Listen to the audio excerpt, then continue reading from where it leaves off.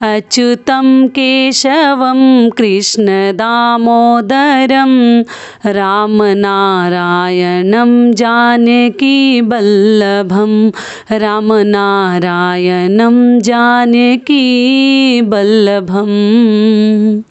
नमस्कार दोस्तों, मैं हूं ममता तिवारी और आप सभी का स्वागत करती हूं मेरे चैनल ममताज वे में। कैसे हैं आप सब, तो ये बताने के लिए कमेंट बॉक्स में श्री हरि विष्णु जरूर लिखिए। तो चलिए दोस्तों, आज हम इस वीडियो में जानेंगे कि उत्पन्ना एकादशी का व्रत हमें किस दिन रखनी है, व्रत के दौरान कौन कौन से कार्य करने हैं, कौन कौन से कार्य हमें नहीं करने हैं, द्वादशी तिथि में पारण का शुभ मुहूर्त क्या है, इसी प्रकार के बहुत सारे महत्वपूर्ण बातें आज हम इस वीडियो में जानेंगे। तो आप बने रहिए मेरे साथ मेरे चैनल पर। अगर आपको मेरा वीडियो पसंद आता है तो प्लीज़ आप मेरे चैनल को सब्सक्राइब कर दीजिएगा, बेल आइकन को प्रेस कर दीजिएगा, जिससे कि मेरे वीडियो के नए नोटिफिकेशन आप लोगों के पास सबसे पहले पहुंचे। तो चलिए शुरू करते हैं। बहुत सारी मेरी बहनों ने कहा था दीदी उत्पन्ना एकादशी पे वीडियो पक्का डालिएगा, तो चलिए आज मैं आप लोगों के लिए ये वीडियो डाल रही हूँ। सबसे पहले बता दूँ कि एकादशी का व्रत रखने वाले मनुष्य जो ही पाप किए रहते हैं पिछले जन्म अगले जन्म, या जो ही उनके सभी पाप जो है नष्ट हो जाते हैं। और एकादशी का व्रत अपने लिए रखा जाता है। संसार में हर कार्य हम दूसरों के लिए करते हैं, अपने लिए जीते भी नहीं हैं, लेकिन एकादशी ही एक ऐसा व्रत है ना कि केवल अपने अगले जन्म के लिए किया जाता है। ये चीज़ मैं कई बार आप लोगों को बता चुकी हूँ।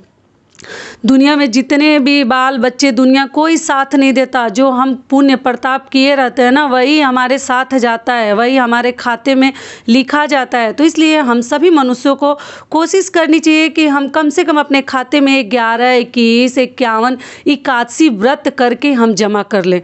तो कई लोग हैं ना कि जैसे कृष्ण पक्ष के एकादशी तिथि नहीं करते हैं। ये जो उत्पन्ना एकादशी है, ये कृष्ण पक्ष में पड़ने वाली मार्गशीर्ष महीने में अगहन महीने की एकादशी है, लेकिन अधिकतर लोग शुक्ल पक्ष की एकादशी करते हैं। महीने में 2 एकादशी पड़ता है, एक कृष्ण पक्ष एक शुक्ल पक्ष में, तो अधिकतर लोग शुक्ल पक्ष वाली करते हैं, लेकिन कई लोग दोनों करते हैं, कृष्ण पक्ष का भी करते हैं। तो ये उत्पन्ना एकादशी कृष्ण पक्ष में पड़ने वाली एकादशी है। तो ये कब पड़ी है एकादशी? 20 नवंबर को।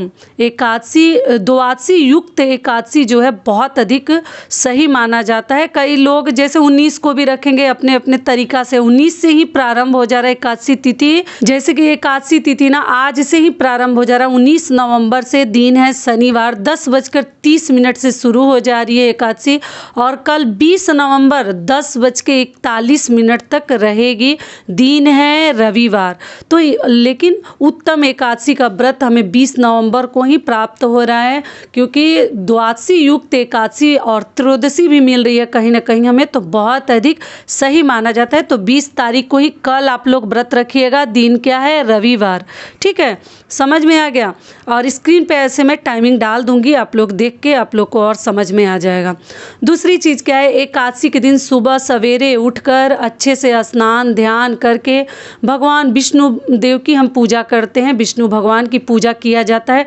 तुलसी जी की पूजा ना करें, क्योंकि तुलसी माता को एकादशी के दिन हम जल नहीं देते हैं, लेकिन दीपक जलाएंगे। शाम को दीपक जलाया जाता है, सुबह में जल वगैरह ना दे, दीपक धूप बत्ती दूर से ही दिखा सकते हैं, क्योंकि एकादशी के दिन तुलसी जी को भी लोग टच नहीं करते, छूते नहीं है, स्पर्श नहीं करते हैं, जैसे कि हम रविवार और मंगलवार को स्पर्श नहीं करते हैं। ठीक है, समझ में आ गया। ठीक उसी प्रकार से एकादशी के दिन नहीं करनी चाहिए। और पहले से अगर आपके पास तुलसी दल है तो डालकर विष्णु भगवान को आप भोग लगा सकते हैं। एकादशी के दिन फल फलहार, काजू किशमिश, मतलब ड्राई फ्रूट्स, सूखे मेवे का भी लगा सकते हैं, तो आप लोग लगा लीजिएगा। ध्यान क्या रखनी है, चावल की बनी हुई चीज़ें भगवान को ना चढ़ाएं, खीर वगैरह ना चढ़ाएं। जैसे कि हम लक्ष्मी माता और विष्णु भगवान को ऐसे पूर्णिमा तिथि पर खीर वगैरह चढ़ाते हैं, एकादशी के दिन चावल से बनी हुई कोई भी चीज़ें ना खाएं। लेकिन कई ऐसे लोग, आप लोग कहते हैं नहीं दीदी वहाँ वो आदमी, वो ब्राह्मण बोल रहे थे खाना है, वो बोल रहे थे खाना है, लेकिन देख लीजिए, सच पूछिए तो शुरू से ही जो ही मतलब हमारे पुराने ज़माने से जो ही हमारे घर में बड़े बुजुर्ग और भी लोगों के मुँह से हम लोग सुनते आ रहे हैं कि कि एकादशी के दिन हमें कभी चावल हो, चिवड़ा हो, पोहा हो, जो ही ले लीजिए, नहीं ग्रहण करनी चाहिए। उसका हमें दोष लगता है। एकादशी के दिन चावल बिल्कुल हाथ से स्पर्श भी नहीं करनी चाहिए। खाना तो बहुत दूर की बात हो गई। और जो लोग व्रत नहीं करते, केवल रोटी खा लेते हैं, उन्हें भी एकादशी का आधा फल मिल जाता है।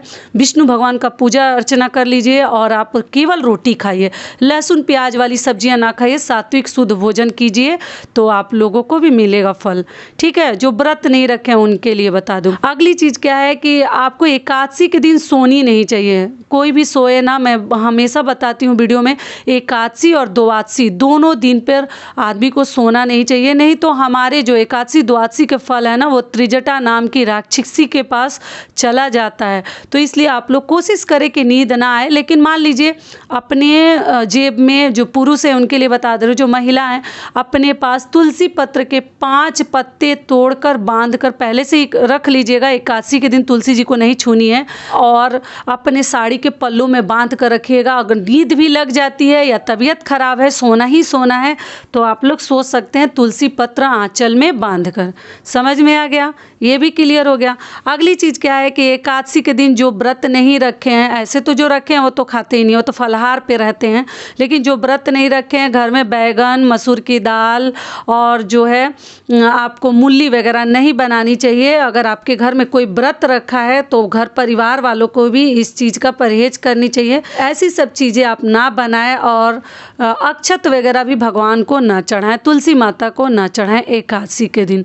ये भी क्लियर हो गया। अगली चीज़ क्या है कि महिलाएं जो है एकादशी के दिन बाल नहीं धोएंगी। आज शनिवार के दिन भी बाल नहीं धोया जाता है, लेकिन जो लोग नहीं धोए हैं, अब क्या कीजिएगा, थोड़ा बहुत ऐसे तो एकादशी तिथि प्रारंभ हो गई है, तो आज के दिन एकादशी के दिन भूल कर भी आप लोग बाल ना धोएं। सिर के ऊपर से नहा लीजिएगा। क्या कीजिएगा, दही वगैरह लगाकर नियम कर लीजिए बाल धोने का, लेकिन शैम्पू साबुन इस्तेमाल ना करें। ठीक है, थोड़ा सा दही लगाकर सिर के ऊपर से नहा लीजिएगा, आप शुद्ध हो जाएगा। गंगा जल का छिड़काव कर लीजिए कि, लेकिन एकादशी के दिन कभी किसी को भी बाल नहीं धोनी चाहिए। वो अगर मासिक धर्म में भी हैं तो कोशिश करें कि ना धोएं। ये भी क्लियर हो गया। अगली चीज़ क्या है कि एकादशी व्रत के दौरान दान पुण्य जरूर करनी चाहिए। अपने हाथों से आप अनाज का भी दान कर सकते हैं, आप दान दक्षिणा पैसा वगैरह भी दे सकते हैं, आप वस्त्र का दान कर सकते हैं, आप कंबल का दान कर सकते हैं। क्योंकि एकादशी के दिन देखिए, मैं दान करके वीडियो डाल चुकी हूँ। देवउठनी एकादशी के लिए मैं डाली थी, कौन कौन सी चीज़ें हम दान कर सकते हैं एकादशी के दिन। तो आप चाहे तो मेरे चैनल पे चेकआउट कर सकते हैं। आटा का दान कर सकते हैं, आलू का, दाल का, मसूर की दाल वगैरह ना ले, जैसे महिलाओं के जो वस्त्र है, साड़ी वगैरह भी आप दान कर सकते हैं। पुरुषों के लिए धोती वगैरह, कुर्ता, ये सभी चीज़ें भी आप दान कर सकते हैं। 11 रुपये धोती में बांध दीजिएगा, तब दान कीजिएगा। क्योंकि एकादशी के दिन दान करनी चाहिए। जो व्रत हम खुद के लिए कर रहे हैं और उसमें दान पुण्य ना करें, तो जितना आपका क्षमता है उतना ही कीजिएगा। मैं बहुत ज़्यादा करने के लिए आपको कभी प्रेशर नहीं दूंगी। जितना भगवान ने जिस लायक बनाया उतना ही दान कीजिए। कोई ज़रूरी नहीं है कि वाहवाही में बहुत ज़्यादा करेंगे। ठीक है, तो चलिए अब आगे जान लेते हैं पारण का शुभ मुहूर्त। एकादशी व्रत जितना रखना ध्यान से हमें रखनी पड़ती है, उसके डबल ध्यान से हमें रखनी पड़ती है द्वादशी के पारण का भी नियम विधि के अनुसार हमें करनी पड़ती है। अगर आप एकादशी के दिन दान पुण्य कर लिए हैं तो बहुत अच्छी बात है, व्रत के दौरान कर लीजिए। अगर आप द्वादशी के दिन दान करना चाहते हैं तो व्रत खोलने से पहले भी आप लोग दान कर सकते हैं। तो दान की चीज़ें स्नान से पहले निकाल कर रख लीजिए, या घर में कोई और भी सदस्य है तो उनसे मांग कर आप लोग रख लीजिए। आप स्नान ध्यान करके द्वादशी के दिन हर चीज़ ना छुएं। छूने से क्या होता है कि वो सभी चीज़ें दान के रूप में चली जाती हैं। तो पहले से ही स्नान से पहले निकाल कर रख लीजिए, या किसी से हेल्प ले लीजिए, सहायता ले लीजिए, वो निकाल कर आपको दे दे। तो ये हो गया। तो आप दान दोनों दिन में किसी भी दिन कर सकती हैं, या दोनों दिन 2-4 रुपये, 10 रुपये, 20 रुपये, 21 रुपये, कोई वस्त्र कर सकती हैं, अनाज का कर सकती हैं। ये भी हो गया। अगली चीज़ क्या है कि उस दिन घी में बने हुए भोजन हम लोग करते हैं। रोटी, दाल, चोखा, कोई भी सब्जी घी में बनी हुई आप लोग बिना लहसुन प्याज वाली एक समय ही भोजन करते हैं। बार बार नहीं किया जाता है। बीच में भूख लगे तो फल खा लेनी चाहिए, लेकिन बार बार भोजन नहीं किया जाता, एक समय ही करते हैं। सोने से पहले अपने आंचल में तुलसी पत्र डाल लीजिएगा, बांध लीजिएगा, मैं बता चुकी हूँ, तब सोइएगा, नहीं तो सारे फल त्रिजटा के नाम चला जाएगा। ये भी हो गया। अगली चीज़ क्या है कि भोजन से पहले अग्रासन थोड़ा सा गाय मतलब गौ माता के लिए, गाय के लिए, पशु पक्षियों के लिए, घर में छोटे बच्चे के लिए अग्रासन निकाल कर रख दीजिएगा। बच्चे भी नहीं है तो बहू बेटियों के लिए जो मिल जाए थोड़ा सा प्लेट में हर चीज़ निकाल कर, दाल, रोटी, सब्जी जो ही है निकाल कर थोड़ा सा पहले निकाल देते हैं, उसके बाद आपको ग्रहण करनी चाहिए। तो पारण का शुभ मुहूर्त क्या है, तो देखिए 6:50 से शुरू हो रहा है पारण का शुभ मुहूर्त और 8:30 तक है। तो आप लोग इसी बीच में पारण कर लीजिएगा। थोड़ा बहुत इधर उधर भी चलेगा, जैसे 7 भी बज गया तो कोई दिक्कत नहीं है। 7 बजे से लेकर 9 बजे के बीच में कर लीजिएगा, उसके आगे पीछे नहीं होनी चाहिए, ध्यान रखिएगा। तो ये भी क्लियर हो गया। तो ये वीडियो मेरा यहीं तक का था। आशा करती हूँ, उम्मीद करती हूँ कि इस वीडियो से मेरी बहनों को, मेरी माताओं को, भाइयों को बहुत अधिक लाभ मिलेगा।